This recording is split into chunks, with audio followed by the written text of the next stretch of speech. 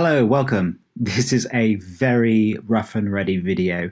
I received my FM Towns 2 tower about 6 months ago. In fact, it may have been longer than that.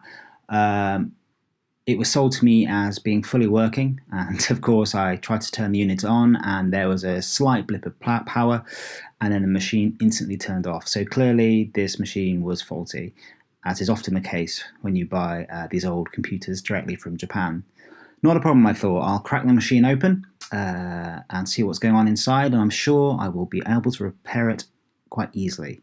Well, therein lies a big challenge. The FM Towns 2 tower, the 20F, I think as it's known, is really like a Rubik's Cube. I had a punt initially at cracking it open. I got so far and realised I couldn't really figure out how to get any further. So off to the internet I went to try and look for a guide or anything really, a reference on how to dismantle the machine, but I couldn't find anything.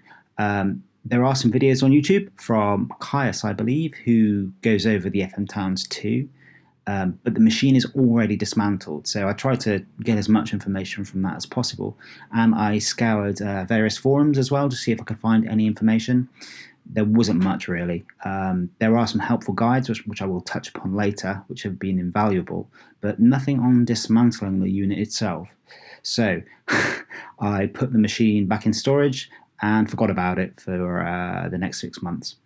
Now, having a bit of free time recently, I thought I should probably crack open the FM Towns again and give it another go before something becomes permanently damaged. Clearly, it wasn't turning on. It must have something to do with the power supply. There are probably leaking capacitors and whatnot, and the longer I left it, the stronger the likelihood of the traces becoming corroded or something becoming irreparably damaged. So I thought I would give it another crack and hastily record the process for anyone else that may be in this predicament.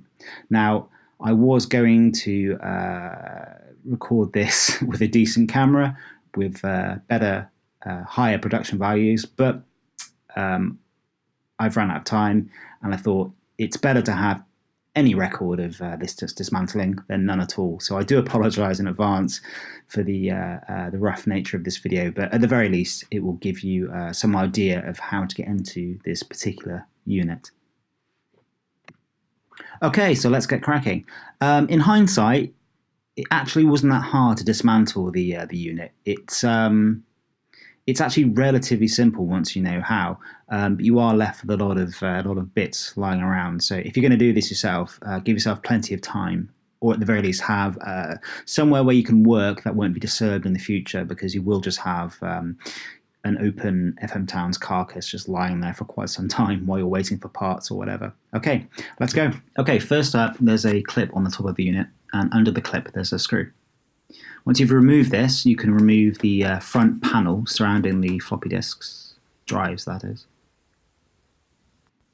Now you can remove the floppy disk drives by pushing down the small catches on either side. I'll just show you one of these here. The other one comes out in the same way, and they slide out nicely and quite simply.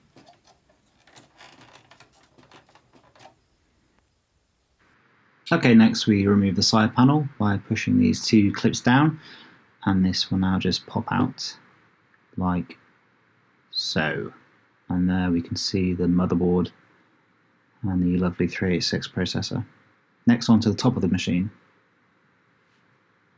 Okay, once that's done, you need to remove two screws from the top. So if you pop up the handle, you can see one screw here and the other screw there. Just remove those two, and the whole top of the unit should pop off. If you push that clip in there, that will release the top of the tower.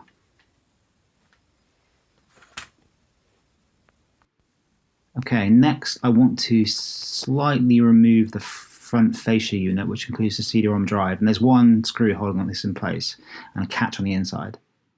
So once that screw has been removed, you can see this large catch here, right there where my finger is pointing. Now there we go, just pop it like that, the unit comes straight out. But be careful, the ribbon cables can be very delicate, so make sure you don't flex these or bend them or anything.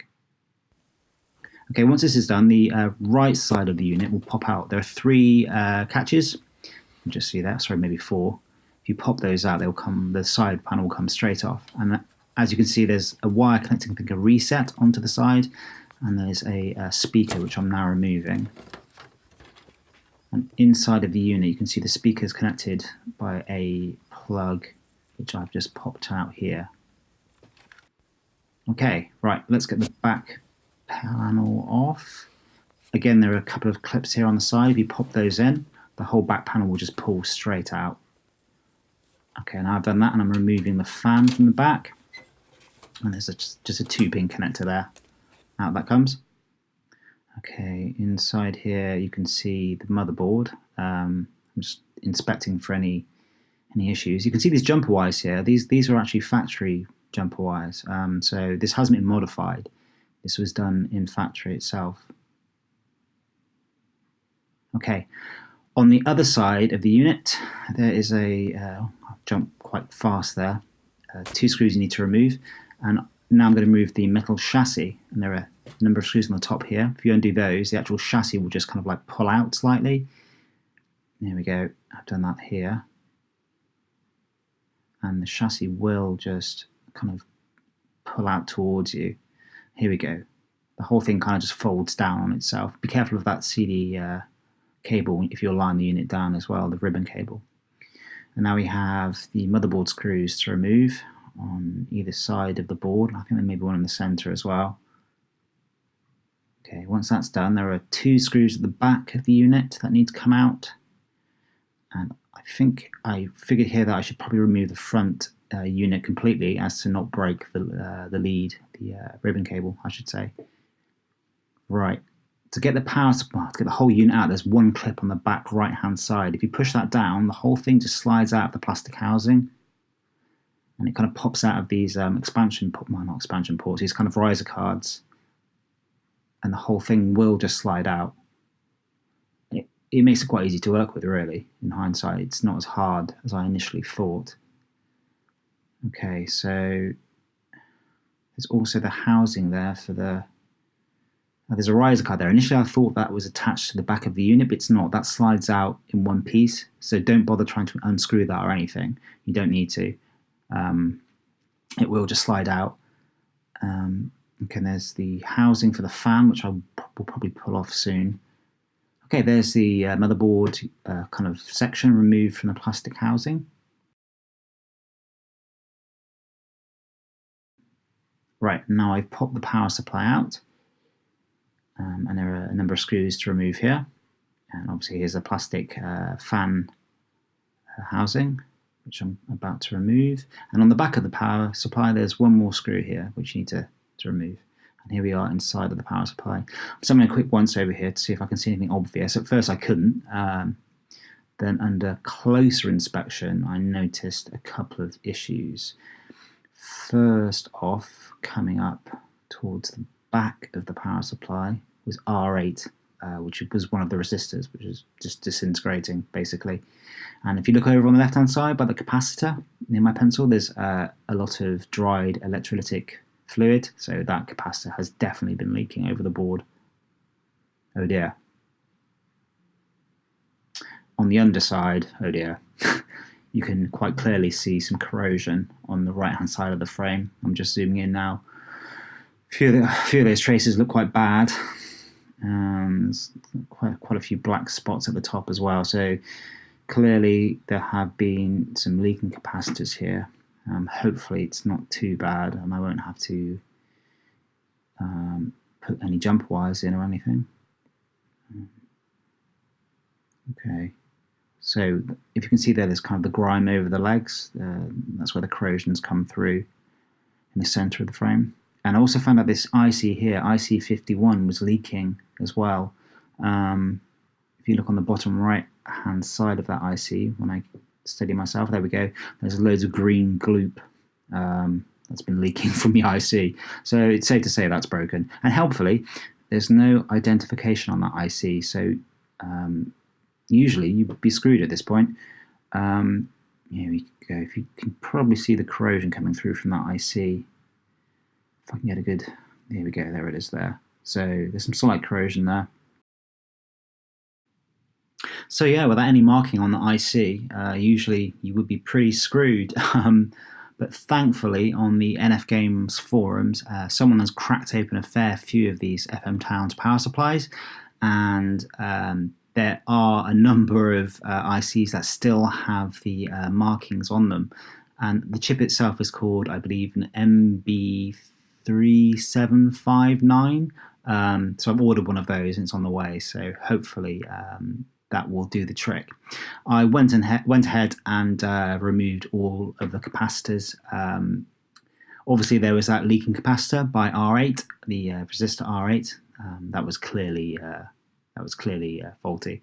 But having a bit of a sniff of the other capacitors, which I removed, there were a fair few of them which had that kind of telltale fishy smell of leaking electrolytic fluid. So I went ahead and replaced all of the capacitors on the board as well. R8, the resistor, I think was a 3.3K resistor. I don't have any of those, so I've ordered some of those in. So when all of these parts arrive, I'll try and repair the power supply, and hopefully that will do the trick. Now, I mentioned earlier there were a number of resources that I found online that I found to be invaluable.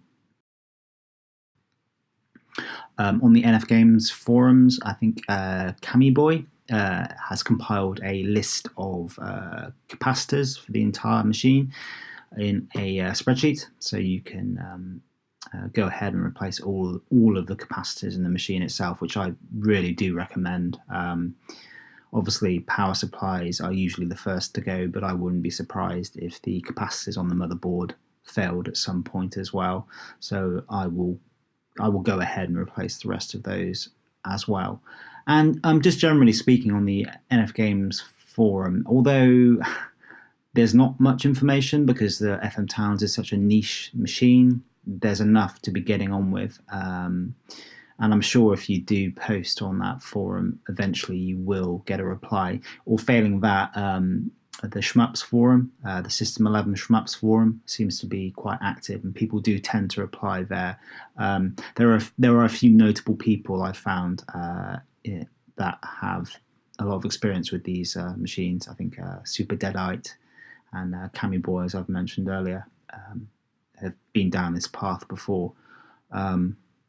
So yeah, there we go. There's a quick, rough and ready guide on how to dismantle a FM Towns 2 tower. I hope you found it useful. I definitely would have benefited from this video before I attempted the dismantling myself. If you've got any questions, or if you want to leave any comments on my terrible technical skills, please feel free to comment below. And yeah, thanks for watching.